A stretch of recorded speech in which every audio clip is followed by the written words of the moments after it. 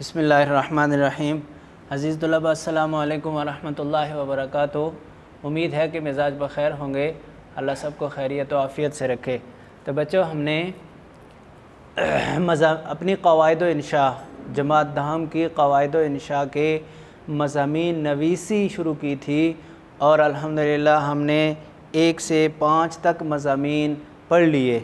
اور میں نے بچوں آپ سے ایک وعدہ کیا تھا کہ مضامین کے شروع میں جو ہدایات ہیں وہ آپ خود پڑھ لیں، لیکن اگر مجھے موقع ملا تو میں انشاءاللہ آپ سے ان کا تذکرہ بھی کروں گا اور ان کی تفہیم بھی ہوگی۔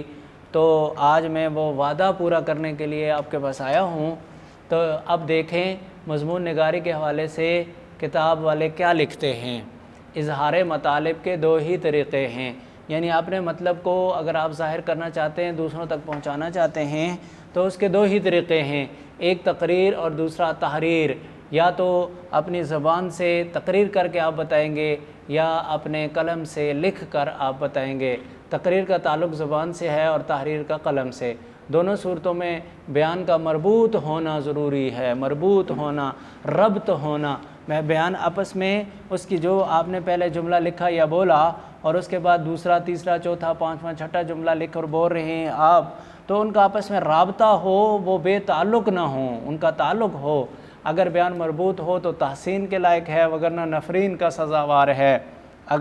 اگر آپ کا مضمون جو آپ نے لکھا یا آپ نے تقریر کی، اگر تو وہ واقعی پہلے جملوں کا دوسرے اور تیسرے اور چوتھے سے تعلق ہے، پھر تو وہ تحسین کے لائق ہے، قابل تحسین ہے، اس کو داد دینی چاہیے۔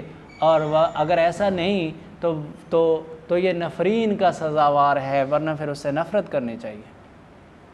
اس لیے جو مضمون بیان کرنا یا لکھنا ہو، اسے سوچئے، مواد کو وسعت دیجئے اور ایک مؤثر ترتیب سے مرتب کیجئے۔ پہلے آپ نے سوچنا ہے، سارا مواد آپ کے ذہن میں گھوم رہا ہوگا، پھر آپ نے اسے ذرا وسیع کرنا ہے، پھر آپ نے اسے ترتیب دینا ہے۔ مثال کے طور پر بھی بچوں، آگے ذرا مضمونوں کی قسمیں پڑھ لیں، پھر آپ کو صحیح بات سمجھ میں آئے گی۔ لیکن میں ایک عام مثال دے کے آپ کو سمجھا رہا ہوں کہ آپ نے قرآن کی آیت کا مفہوم بھی لکھنا ہے، حدیث کا مفہوم بھی لکھنا ہے، اقوال زرعی بھی لکھنے ہیں، اور اس کے بعد کچھ اور چیزیں بھی لکھنی ہیں۔ تو ترتیب کے اعتبار سے سب سے پہلے کیا ہوگا؟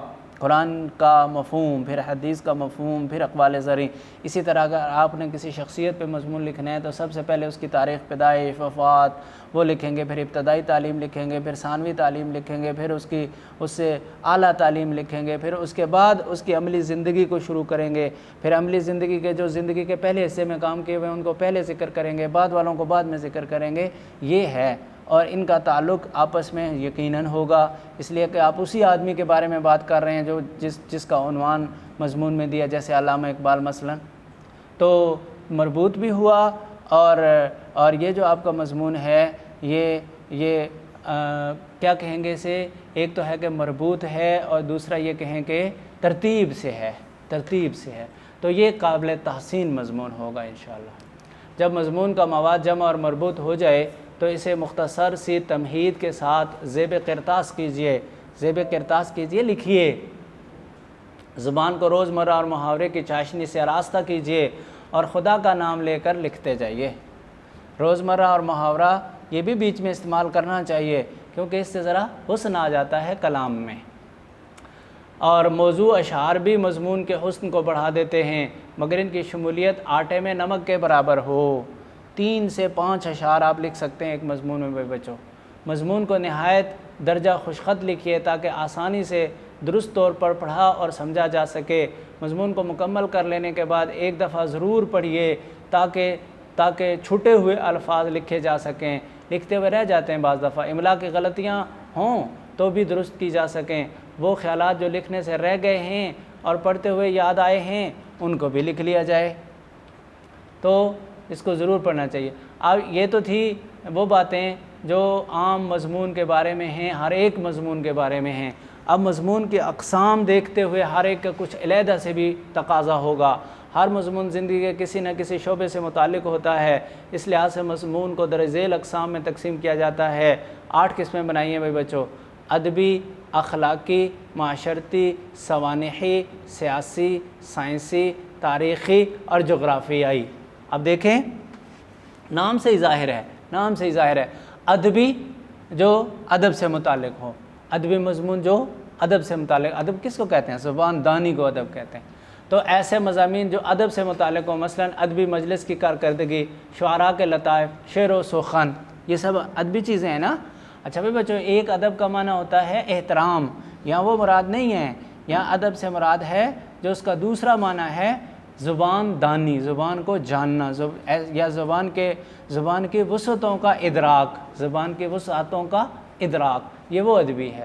تو ایسے مضامین جو ادب سے متعلق ہوں، مثلا ادبی مجلس کی کارکردگی، شعراء کے لطائف اور شعر و سخن، اخلاقی، ایسے مضامین جو اخلاق سے متعلق ہوں، جیسے انصاف ہے، رحم ہے، سچائی ہے، نیکی ہے، اور اسی طرح بیمار پرسی ہے، اسی طرح والدین کے ساتھ حسن سلوک ہے، وغیرہ وغیرہ۔ اور نمبر 3 معاشرتی، ایسے مضامین جو معاشرت سے متعلق ہوں، مثلا معاشرت رہن سہن کو کہتے ہیں بچوں، مثلا اتفاق، گداگری، رسوم و رواج، عیدین وغیرہ وغیرہ۔ اور سوانحی، سوانح کس کو کہتے ہیں بچوں؟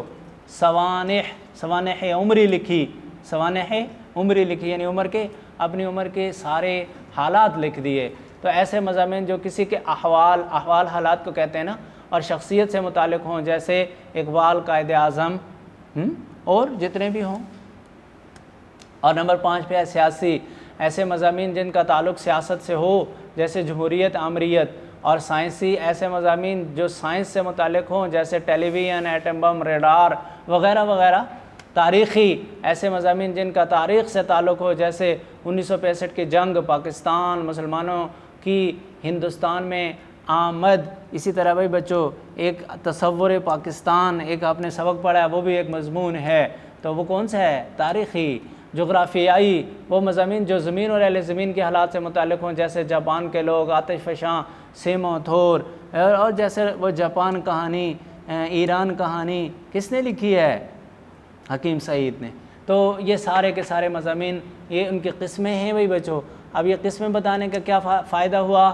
جب آپ دیکھتے ہیں کہ آپ کو ایسا موضوع ملا جو سوانحی ہے، تو بھائی بچوں اس میں آپ نے پھر اس طرز کو اپنانا ہے، اس طرز کو اپنانا ہے کہ آپ نے ایک شخصیت کو لینا ہے، اس کی پیدائش، اور بلکہ پیدائش سے پہلے کا تذکرہ بھی بعض دفعہ کر دیا جاتا ہے مناسب ہو تو، جیسے علامہ اقبال کے بارے میں کیا تھا کہ ان کے آباء و اجداد کشمیر کو چھوڑ کر پنجاب کی گرم ہواؤں میں آ بسے تھے، اور ایک خاندان ان میں سے سیالکوٹ میں آ بسا، اور ان کا ایک بزرگ شخصیت صوفی نور محمد تھے، ٹوپیوں کا کام کرتے تھے، ان کے اللہ نے بیٹا دیا تو اقبال نام رکھا۔ اسی طرح اور بھی اس سے زیادہ بھی آپ لکھ سکتے ہیں۔ اور اسی طرح اگر اب یہ سوانحی ہے، اور اس میں آپ نے زیادہ تر جو زور رکھنا ہے اپنے کلام میں، تو وہ شخصیت کے تعارف کا رکھنا ہے بھائی بچوں، ٹھیک ہے۔ لیکن یہ بات ٹھیک ہے، اپنی جگہ پہ ہے کہ اگر وہ سیاسی شخصیت تھی تو اس کے سیاست کا بھی تذکرہ ہوگا، تاریخ کا بھی تذکرہ ہوگا، اس کے جغرافیہ کا بھی، اس کے علاقے کا بھی ذکر ہوگا، لیکن یہ سارے ذکر ضمنی ہوں گے، زیادہ جو مرکزی حیثیت حاصل ہوگی وہ سوانح کو ہی ہوگی۔ اسی طرح بھی بچوں ادبی ہے تو پھر اس میں آپ وہ رنگ، تاریخی ہے مثلا تو تاریخی، پہلی بات تو یہ کہ وہ اس کا عنوان ہی ایسا ہوگا، جیسے دیکھیں 1965 کی جنگ یا پاکستان۔ اب پاکستان ہے مثلا، آپ کو اگر موضوع دے دیا گیا تو پاکستان کو آپ نے تاریخی تناظر میں پیش کرنا ہے، اس کے علاوہ جو اس کے پہلو ہیں ان کو اگر کہیں ذکر کیا بھی جائے گا تو وہ ضمنی طور پر کیا جائے گا، حقیقی طور پر نہیں کیا جائے گا۔ حقیقی طور پر جتنا ذکر ہوگا وہ تاریخی حوالے سے پاکستان کا ذکر ہوگا، جیسے آپ پاکستان کے عنوان کو کہاں سے شروع کریں گے بچوں؟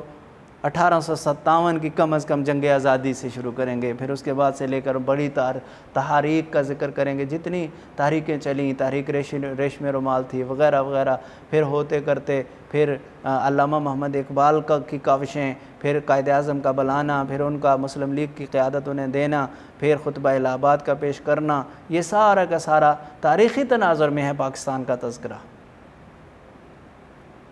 اور اسی طرح جغرافیائی، تو بھائی بچوں اب آپ کو امید ہے کہ یہ جو مضمون آپ نے پڑھے تھے ان میں آپ کو بہت اچھی طرح یہ بات سمجھ میں آ گئی ہوگی کہ جو ہم نے پہلا مضمون پڑھا تھا زمزم، یہ کیا ہے بھائی؟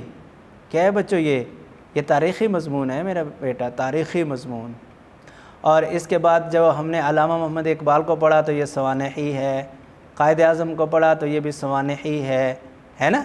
لیکن بچوں ان کی سوانح عمری پوری نہیں لکھی ہوئی، بلکہ یہ خاکے کے طور پر ان کے یعنی کچھ پہلوؤں کا تذکرہ کر کے ہم نے ان کا تعارف کر دیا۔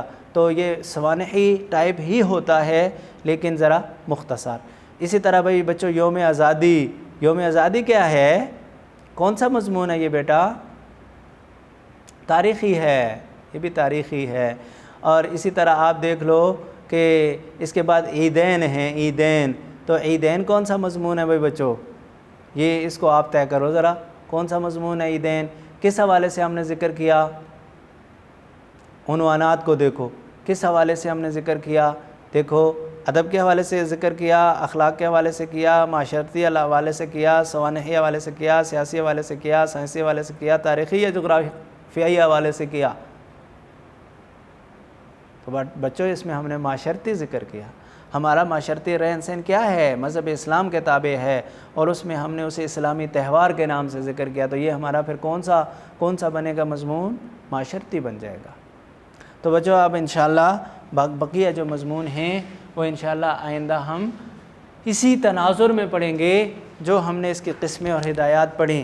اللہ تعالیٰ مجھے اور آپ کو توفیق دے کہ ہم اپنے کام کو کما حقہ کرنے والے بنیں۔ السلام علیکم ورحمۃ اللہ وبرکاتہ۔